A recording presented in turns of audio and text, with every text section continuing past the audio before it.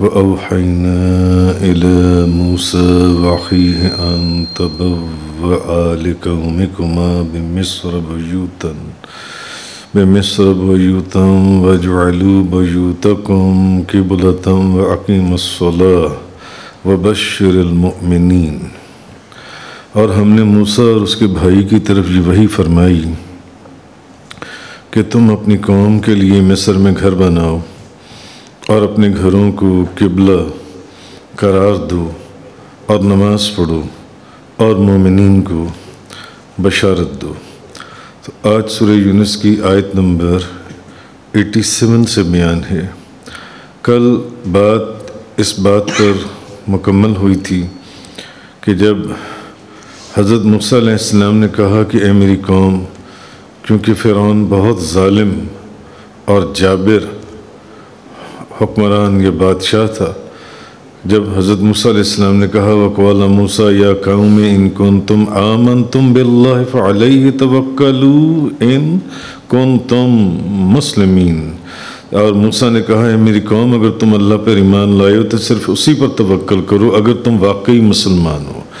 تو ایمان کے کانٹیکسٹ میں اور اسلام کے پرسپیکٹو کے اندر توکل کا بیان ہوا تھا کہ توکل اصل میں کہتے کس چیز کو ہے، توکل نام کس چیز کا ہے۔ تو انہوں نے کہا فَقَالُوا عَلَى اللَّهِ تَوَكَّلْنَا رَبَّنَا لَا تَجْعَلْنَا فِتْنَةً لِلْقَوْمِ الظَّالِمِينَ۔ انہوں نے کہا کہ ہم نے اللہ ہی پر توکل کیا اور اے ہمارے رب، ہم کو ظالم لوگوں کے ذریعے آزمائش میں مبتلا نہ کرنا۔ ایسا نہ ہو کہ یا تو وہ ہم پر غالب آ جائیں اور وہ اس کا غلط فائدہ اٹھائیں اور وہ کہیں کہ ہم تو سچے تھے اسی لیے غالب آئے، اور نہ اس لیے کہ کہیں ہم جو اسلام لائیں، اسلام قبول کیے، تیری وحدانیت کا اقرار کیے، وہ ہم پر ظلم ڈھائیں تو ہم دوبارہ سے کہیں اس دین کو چھوڑنے پر مجبور نہ ہمیں کر دیں۔ وَنَجِّنَا بِرَحْمَتِكَ مِنَ الْقَوْمِ الْكَافِرِينَ۔ تو اللہ پاک نے فرمایا کہ اور ہم کو اپنی رحمت سے قوم کفار سے نجات عطا فرمانا، یا اللہ کافروں کی قوم سے ہمیں نجات عطا فرمانا۔ اب آگے فرمایا وَأَوْحَيْنَا إِلَى مُوسَىٰ وَأَخِيهِ أَن تَبَوَّآ لِقَوْمِكُمَا بِمِصْرَ بَيُوتًا وَاجْعَلُوا بَيُوتَكُمْ قِبْلَةً وَأَقِيمُوا الصَّلَاةَ وَبَشِّرِ الْمُؤْمِنِينَ۔ اور ہم نے موسیٰ اور ان کے بھائی کی طرف یہ وحی فرمائی کہ تم اپنی قوم کے لیے مصر میں گھر بناؤ اور اپنے گھروں کو قبلہ قرار دو، یعنی اپنے گھروں کے اندر ہی فی الحال مسجدیں بناؤ اور نماز پڑھو اور مومنین کو بشارت دو۔ اب مصر کے اندر جس طرح کل ذکر ہوا تھا، بنی اسرائیل نے مختلف جگہوں کے اوپر اپنی عبادت گاہیں تعمیر کی ہوئی تھیں، جس کے اندر وہ اپنی عبادت کرتے تھے، جس میں وہ اکٹھے ہوتے تھے اور اپنی عبادت کرتے تھے۔ لیکن حضرت موسیٰ علیہ السلام جب آئے اور یہ جو پیچھے آپ سارا سن آئے، پھر جادوگروں سے مقابلہ، پھر فرعون کے ساتھ مقابلہ، اور پھر جو کچھ وہ جو معجزات دیے گئے، اور پھر اس نے جو ظلم ڈھائے، اور پھر جو کچھ ہوتا چلا آیا، اب حضرت موسیٰ علیہ السلام کے بعد فرعون نے کیا کیا، اس نے بنی اسرائیل نے جتنی بھی عبادت گاہیں بنائی ہوئی تھیں ان سب کو ڈیمالش کر دیا، ان کو مسمار کر دیا، گرا دیا اس نے ساری عبادت گاہوں کو جان سے۔ اور اس نے کیا کیا کہ ان کے جتنے بھی دینی اجتماعات کے جہاں پر دین کے کوئی پروگرام ہوتے تھے، اس نے ان کے اوپر پابندی لگا دی۔ اور اگر آپ غور کریں تو آج بھی دنیا میں ایسے حکمران ہیں جو مسلمانوں کے اوپر ہی ان کے دینی اجتماعات کے اوپر، فار ایگزامپل یا رسول اللہ کی صدائیں بلند کرنے والے، ابھی یہ جو آپ کے سامنے واقعہ ہوا ہے اتنا بڑا، ان کے اوپر نہ صرف پابندی لگانا بلکہ ان کے اوپر شیلنگ کرنا، ان کو شہید کرنا، اور اس طرح کے کام آج بھی یہ چل رہے ہیں۔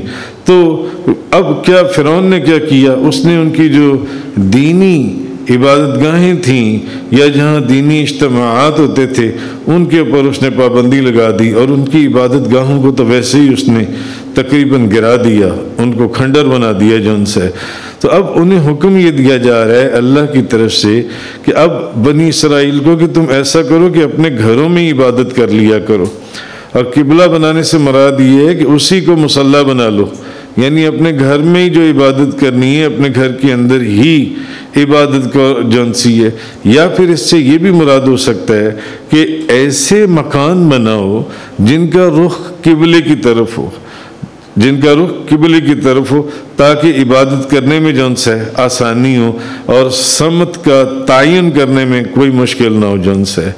تو اب ایسے جو بگڑے ہوئے حالات تھے، ان حالات کے اندر اپنے لوگوں کے حوصلوں کو بلند رکھنا بہت ہی مشکل کام تھا، کیونکہ پیچھے آپ پڑھ آئی ہیں پچھلی چند آیات کے اندر کہ ان کے جو بنی اسرائیل کے بڑے بوڑھے تھے انہوں نے تو ویسے ہی انکار کر دیا۔ انہوں نے کہا ہمارے میں اتنی طاقت نہیں ہے کہ ہم فرعون کے ظلم اور ستم اور اس کے قہر کو جن سے ہم برداشت کر سکیں، ہم تو نہیں آتے۔ بلکہ انہوں نے اپنے نوجوانوں کو بھی، اپنے بیٹوں کو بھی روکا کہ نہ، مگر قرآن کریم میں کیا بیان ہوا کہ پھر چند ایسے نوجوان تھے جنہوں نے اللہ کی وحدانیت کا اقرار کیا اور اللہ اور اس کے رسول کے اوپر ایمان لے کر آئے، کیونکہ فرعون نے تو اپنی ربوبیت، اپنی خدائی کا اس نے شور مچایا ہوا تھا۔ تو اب بظاہر اگر دیکھیں تو موسیٰ علیہ السلام کو کامیابی کا کوئی ان کی جو کامیابی ہے اس کا کوئی امکان نظر ہی نہیں آتا تھا، کیونکہ کل اس بات کا بھی ذکر ہوا تھا کہ اس نے اپنی بادشاہت کی بنیاد صرف اپنی بادشاہت کے اوپر نہیں ڈالی تھی کہ وہ ان کا حکمران یا بادشاہ، بلکہ اس نے اس کی بنیاد اپنی خدائی کے اوپر ڈالی تھی کہ میں تمہارا خدا ہوں اور تم میری عبادت کرتے ہو، میں تمہارا خدا ہوں اور تم میری پوجا کرتے ہو، تم میری پجاری ہو۔ تو ایک رعایا تو اپنے بادشاہ کے خلاف اٹھ کر کھڑی ہو سکتی ہے، مگر ایک پجاری جو جس کی عبادت کرتا ہو وہ اس کے خلاف کیسے اٹھ کر کھڑا ہوگا؟ تو اس نے بڑی زبردست بنیادوں کے اوپر اس نے اپنی بادشاہت جنسی ہے رکھی ہوئی تھی جنسی ہے۔ تو قدم قدم کے اوپر اب ان کی حوصلہ افزائی اگر نہ کی جاتی، جو لوگ ایمان لائے تھے، جو چند لوگ، پھر اس کی قوم میں سے تو آپ پڑھائیں چند لوگ ایمان لائے تھے فرعون کی قوم میں سے، اور بنی اسرائیل میں سے وہ جو نوجوان جو ان سے ایمان لائے تھے، تو اگر ان کی اس وقت حوصلہ افزائی نہ کی جاتی تو وہ حوصلہ ہار سکتے تھے۔ جیسے کہ انہوں نے کہا کہ ہمیں اس آزمائش میں مبتلا نہ کرنا کہ کہیں وہ ہم پر غالب آ جائے یا ہم پر اتنا ظلم اور ستم ڈھا دے کہ ہمیں واپس اپنے دین کی طرف، اسی دین کی طرف موڑنے کی وہ کوشش کرے۔ تو اب ان نوجوانوں کو، ان لوگوں کو اللہ کی فتح اور نصرت کا یقین دلایا جا رہا ہے کہ انہیں بتاؤ کہ فتح اور نصرت تمہاری ہی ہوگی، اور ایک دن ان قریب ایک دن آئے گا ایسا کہ تم دیکھو گے کہ فرعون اپنے جاہ و جلال کے ساتھ تباہ و برباد کر دیا جائے گا، ذلیل و خوار کر دیا جائے گا جن سے۔ تو یہ چیز اس آیت کے اندر، آیت نمبر 87 کے اندر فرمائی گئی۔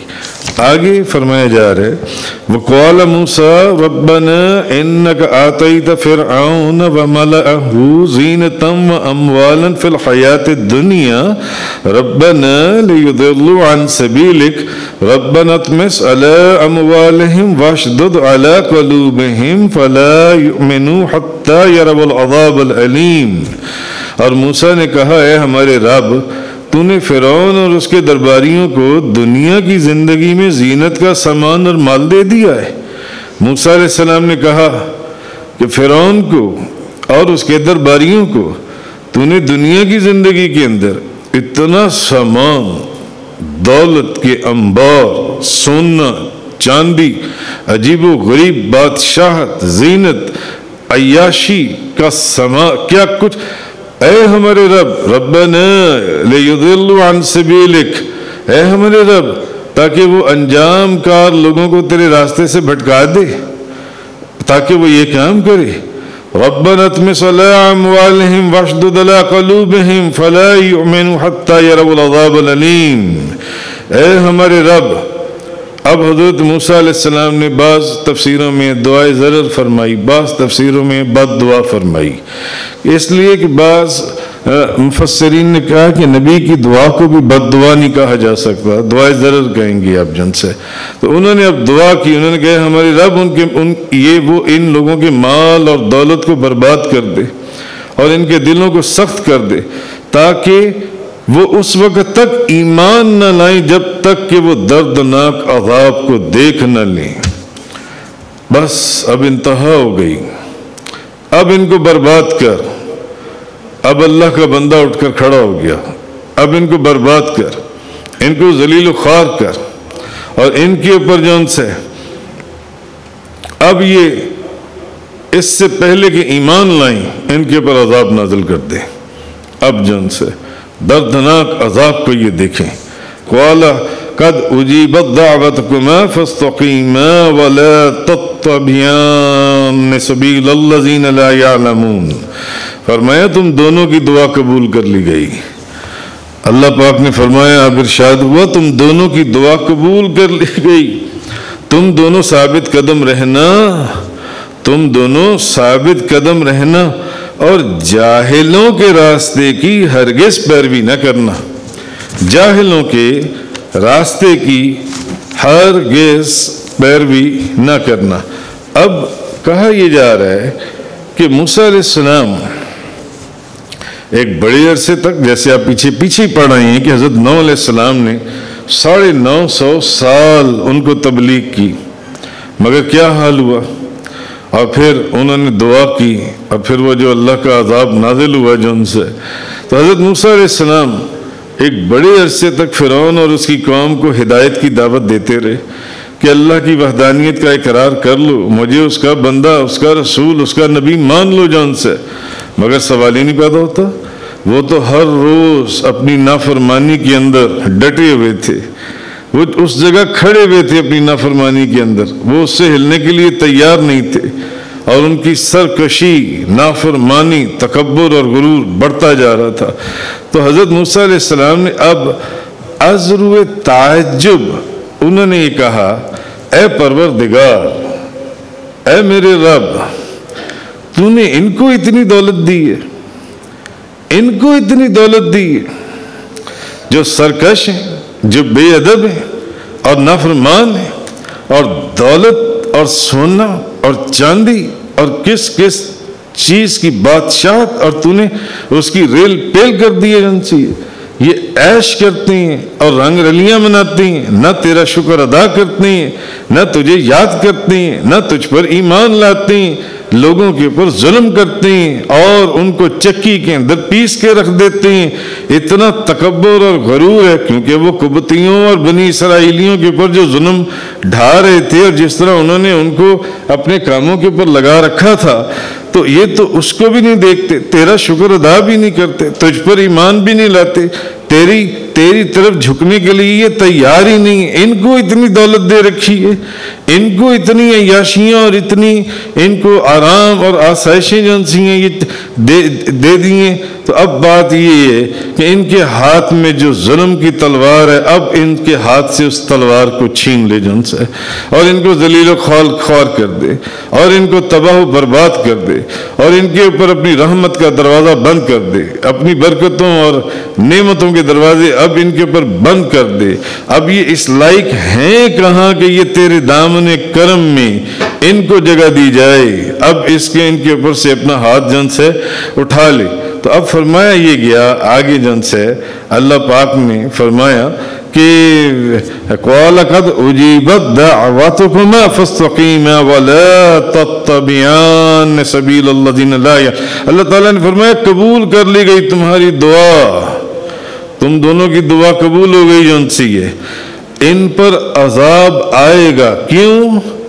اب میرا بندہ ناراض ہے اور اب اس نے دعا کے لیے ہاتھ اٹھا دی، اور اس نے اس دعا کے لیے جو بد دعا یا دعائے ضرر ہے، اب اس کی زبان ہل اٹھی ہے. تو اے موسیٰ، اب ان پر جو عذاب آئے گا نا، وہ ان کی اینٹ سے اینٹ بجا دے گا. اور آپ کو معلوم ہے کہ ان لوگوں کے اوپر کیسے کیسے عذاب آئے، جس کا ذکر پیچھے کئی لیکچرز کے اندر بڑی تفصیل سے گزر چکا ہے جن سے.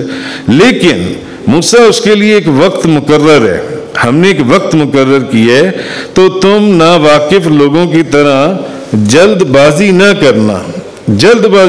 اللہ پاک نے یہ فرمایا. تو اب فرمایا یہ جا رہا ہے کہ تم دونوں کی دعا قبول کر لی گئی ہے. اب ایک تو یہ کہا یہ جاتا ہے کہ دعا تو ایک کر رہے تھے، دعا تو حضرت موسیٰ علیہ السلام کر رہے تھے، اور حضرت ہارون علیہ السلام آمین کہہ رہے تھے، آمین. مگر تم دونوں کی دعا قبول کر لی گئی ہے، تم دونوں کی، فرمایا تم دونوں کی دعا قبول کر لی گئی ہے. تو اس کا مطلب ہے کہ دعا مانگنے والا اور دعا کے اوپر آمین کہنے والا دونوں ہی اس دعا میں شامل ہوتے ہیں، دونوں ہی اس دعا میں شامل. تو تم دونوں کی دعا قبول کر لی گئی ہے. اور میں بھی مفسرین نے فرمایا کہ یہ اس لیے بھی ہو سکتا ہے کہ حضرت موسیٰ نے بھی دعا کی ہو اور حضرت ہارون نے بھی دعا کی ہو، تو تم دونوں کی دعا قبول کر دی گئی ہے. میں بھی دونوں نے دعا کی ہو، اور میں بھی کہ انہوں نے دعا کی ہو اور ہارون علیہ السلام نے آمین کہا ہو ان کی دعا پر. تو اگر ایسا بھی ہے تو تب بھی دونوں ہی دعا کر رہے ہیں، اور اگر علیحدہ علیحدہ دونوں دعا کر رہے ہیں تو تب بھی دونوں ہی دعا کر رہے ہیں. تو تم دونوں کی جو سی دعا ہے وہ کبھی قبول کر لی گئی ہے. تو اللہ تعالیٰ نے فرمایا مگر جاہلوں کی ہرگز پیروی نہ کرنا. جاہلوں کی، جاہل لوگ ایسے ہیں، یعنی جاہل لوگوں کی یہ عادت ہے کہ جب دعا کرتے ہیں تو وہ یہ گمان کرتے ہیں کہ ان کی دعا فوراً قبول ہو جائے گی. جو جاہل لوگ ہیں اللہ پاک فرما رہے کہ وہ جب دعا کرتے ہیں تو وہ یہ گمان کرتے ہیں، ان کا یہ خیال ہوتا ہے کہ ان کی دعا فوراً قبول ہو جائے گی. حالانکہ اللہ کا ایک نظام قدرت ہے، بعض اوقات اللہ تعالیٰ دعا فوراً قبول کر لیتا ہے، اور بعض اوقات اس دعا کا جو وقت مقرر ہوتا ہے یا مقدر ہوتا ہے اس وقت اس دعا کو قبول کرتا ہے. یا اس کی ایک آسان زبان میں یہ بھی کہہ سکتے ہیں. اچھا خیر، کہا یہ جا رہا ہے کہ مقبولیت میں جو جلدی ہے، جو کہیں کہ اس دعا کی قبول کیوں نہیں ہوئی ابھی تک، اتنی دیر ہو گئی، تو یہ جاہل لوگ ایسے کرتے ہیں. جس طرح کہ سورہ ہود کے اندر ہم ایک لیکچر کے اندر پڑھا ہے، حضرت نوح علیہ السلام سے اللہ تعالیٰ نے حضرت نوح علیہ السلام سے فرمایا تھا، اے نوح آپ مجھ سے وہ چیز نہ مانگیں جس کا آپ کو علم نہیں. میں آپ کو نصیحت کرتا ہوں کہ آپ جاہلوں میں سے نہ ہو جائیں، آپ جاہلوں میں سے نہ ہو جائیں. اس لیے جاہلوں کے طریقے کی ہرگز پیروی نہیں کرنی چاہیے. یہ اللہ تعالیٰ نے ایک طریقہ بتایا قرآن کریم کے اندر کہ جاہل لوگ جو ہیں جب دعا کرتے ہیں تو وہ یہ گمان کرتے ہیں کہ ان کی دعا فوراً قبول ہو جائے. حالانکہ بعض اوقات اللہ تعالیٰ دعا فوراً قبول کر لیتا ہے، اور بعض اوقات دعا کا ایک وقت مقرر یا مقدر ہوتا ہے جو لکھا ہوتا ہے، وہ دعا اس وقت. اور اصل چیز یہ ہے کہ دعا تو اسی وقت قبول ہوتی ہے، جی دعوت الداع اذا دعان، دعا اسی وقت قبول ہو جاتی ہے. مگر دعا کی قبولیت، دعا کا قبول ہونا کچھ اور ہے، دعا کی قبولیت کا ظہور ہونا کچھ اور ہے. ہو سکتا ہے کہ دعا آپ نے ایک اپلیکیشن جس ڈپارٹمنٹ میں دی ہے وہاں منظور تو ابھی ہو گئی ہو، مگر ہو سکتا ہے کہ آپ کو جو اس جاب کے لیے بلایا جائے وہ 3 مہینے کے بعد یا 6 مہینے کے بعد بلایا جائے، ابھی نہ بلایا جائے. اپلیکیشن ابھی قبول ہو گئی ایجنسی آپ کی ہے. تو اسی طرح جو دعا ہے وہ قبول تو اسی وقت ہو جاتی ہے، مگر اس کی قبولیت کے ظہور کا ایک وقت ہے. تو دعا کا قبول ہونا کچھ اور ہے اور دعا کا ظہور کا وقت کچھ اور ہے. دعا کے ظہور کا وقت کچھ اور ہے. جیسے کہ آپ دیکھیں حضرت ابراہیم علیہ السلام نے دعا فرمائی، سورۃ البقرہ کے اندر ہے، ربنا وابعث فیہم رسولا منہم یتلو علیہم آیاتک ویعلمہم الکتاب والحکمت ویزکیہم انک انت العزیز الحکیم. اے رب ہمارے اور بھیج ان میں ایک رسول. جب ابراہیم علیہ السلام نے دعا فرمائی کہ ان میں ایک رسول بھیج جو ان پر تیری آیتیں تلاوت فرمائے اور انہیں تیری کتاب اور پختہ علم سکھائے اور انہیں خوب ستھرا، انہیں پاک فرمائے. بے شک تو ہی غالب اور حکمت والا ہے کہ مولا کریم ایک ایسا رسول بھیج، ایک ایسا رسول بھیج جو ان کو تیری آیتیں سنائیں، ان کو پاک کرے۔ بھائی اب یہ دعا کرنے والا کون ہے؟ یہاں پہ بھی دعا کرنے والے ابراہیم علیہ السلام، آمین کہنے والے حضرت اسماعیل علیہ السلام، ایک نبی دعا کر رہا ہے۔ یہاں پر بھی دعا کون کر رہا ہے؟ ایک جلیل القدر پیغمبر دعا کر رہا ہے، حضرت موسیٰ علیہ السلام۔ ہم تو آج دعا کریں نا تو دو دن ہماری دعا قبول نہ ہو تو کیا ہوتا ہے؟ لوگ بے چین ہو جاتے ہیں۔ مگر اللہ نے کیوں؟ ہم نے قرآن کو غور سے نہیں پڑھتے۔ قرآن کیا کہہ رہا ہے؟ اللہ نے حضرت نوح صلی اللہ علیہ السلام کو کیا فرمایا؟ جاہلوں میں سے نہ ہو جانا۔ دعا کی فوراً قبولیت کا گمان کرنا جو ان سے، یہ جاہل لوگ جب دعا کرتے ہیں تو وہ یہ گمان کرتے ہیں کہ ان کی دعا فوراً قبول ہو جائے، فوراً قبول ہو جائے۔ تو یہ دعا کس نے کی ہے؟ ابراہیم علیہ السلام۔ جب انہوں نے خانہ کعبہ کی دیواروں کو اٹھایا اور اس کی بے دھیانی کے اندر اس کے ساتھ چکر لگائے اور انہوں نے دیکھا کہ یہ جو دیواریں اٹھائیں اور پھر انہوں نے دعا مانگی، دعا اسی وقت قبول ہو گئی۔ یہ دعا مانگنے والا کوئی عام انسان تھا؟ ایک گناہگار ہے، ایک نیک ہے، پھر نیکوں میں صالحین ہیں، ان میں بھی پھر جو زہد اور تقوی کے اندر اعلیٰ مقام رکھتی ہیں، پھر اولیاء ہیں، غوث قطب ابدال کلندر ہیں، پھر صحابی ہیں، تابعین ہیں۔ یہ دعا کرنے والا کون ہے؟ یہ نبی ہے، نبی اور جلیل القدر اور اللہ کے بڑے برگزیدہ نبی۔ اب وہ دعا کر رہے ہیں، دعا اسی وقت قبول ہو گئی۔ یہ نہیں کہا جا سکتا کہ ان کی دعا قبول نہ ہوئی ہو، مگر اس کا ظہور جا کر کب ہوا؟ کئی ہزار سال کے بعد جس بیٹے کی انہوں نے تمنا کی تھی، وہ مدینہ مکہ مکرمہ میں تاجدار دو جہاں، شاہ سوار لامکاں، مالک زمین و آسماں، روح کن فکاں، حضرت محمد مصطفیٰ صلی اللہ علیہ وسلم بی بی آمنہ اور حضرت عبداللہ کے گھر تشریف لے آئے۔ دعا مانگنے والے اس وقت تک رہے موجود؟ کیا تھے اس وقت موجود جب حضور تشریف لائے؟ ہماری تو 10 دن 5 دن دعا قبول نہ ہو تو بے چین، شکوے، شکایتیں اور گلے۔ میں اکثر آپ کو ایک واقعہ سناتا ہوں۔ ایک بندہ مجھے نوجوان مجھ سے ایک جگہ ایک راستے پر مجھے ملا، تو اس نے مجھے اپنا اس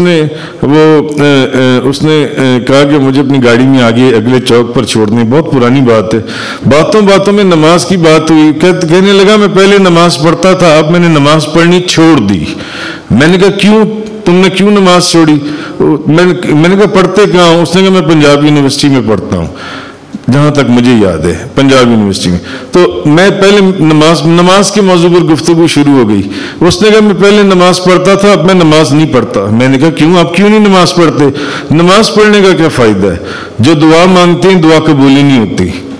اس کا مطلب ہے کہ تم اللہ کے ساتھ کوئی بزنس کرنے لگے ہوئے ہو، گو کہ اس بزنس کی اجازت دی گئی ہے مگر اس کے طریقے اور ہیں قرآن حدیث کے اندر، وہ مبارک طریقے ہیں۔ یہ کیا چیز ہے جو تم کہہ رہی ہو جن سے؟ تو اللہ پاک کیا قرآن میں کہہ رہی ہے؟ یہ تو جاہلوں کا طریقہ ہے جن سے، ایسا نہیں ہے۔